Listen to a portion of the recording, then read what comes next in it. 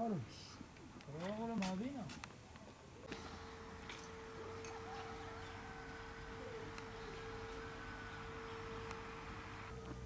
Şuyor. Hatta zü dişke. Evet dişke ya.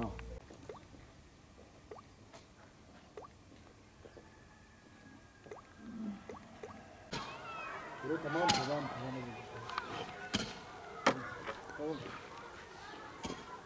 Shit, çok güzel oldu.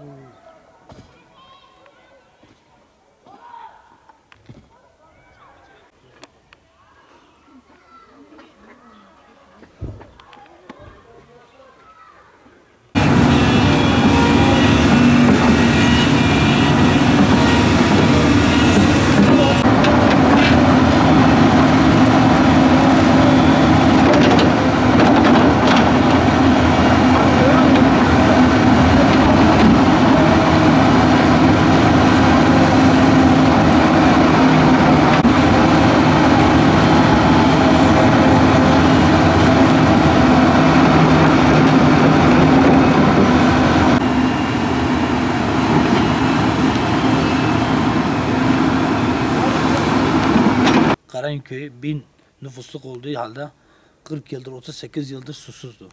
Su sorunu çözdüğümüz için medyaya da, özel idareye de, Türkiye Petroleum'a da teşekkür ederiz. Bize yardımcı oldukları için ve bize destek oldukları için Karayünköy'e su getirdikleri için herkese teşekkür ederiz. Şu anda herkese adaletli bir su dağılımı olmuştur. Susuz hiçbir ev yoktur.